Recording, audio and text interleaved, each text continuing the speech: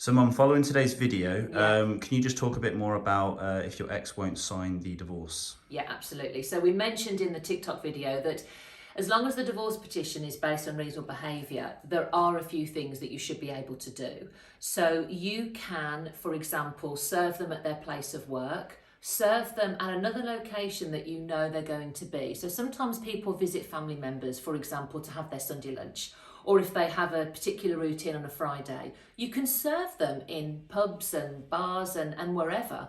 You use what we call a process server, or sometimes you can use a court bailiff.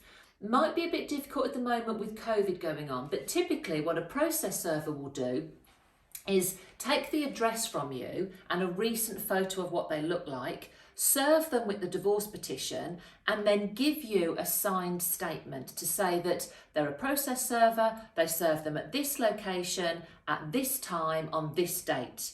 You then use that statement to apply for deemed service. And that proves to the court that the other person, so your spouse, has received the divorce petition. Because the court's not looking for the other person's consent. What they're looking for is evidence that they have received the divorce petition and they're fully aware that you are trying to divorce them. Now, if it's not based on unreasonable behaviour, so let's say you've used adultery or you've used 2 years separation by consent. For both of those, you have to have your ex's consent. And what can sometimes happen is the ex will say to you, yeah, absolutely, go ahead and do it on 2 years separation, or yeah, no problem, use my adultery.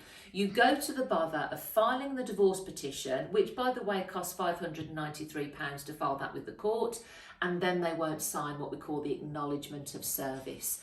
You're kind of stuck then because you have to have them consent to that. You can't serve them using a process server, and you can't make what we call a deemed service application in that instance. So in that instance, the only thing you can do is withdraw your petition and start again on their unreasonable behaviour. That's going to mean a second court fee.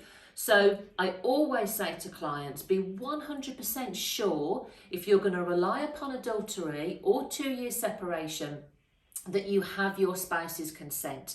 Because if they then get nasty or they're just being damn awkward, you're going to have to double down and do the process again. So unreasonable behaviour, there'll always be a way that we can work around it, but not for the other two.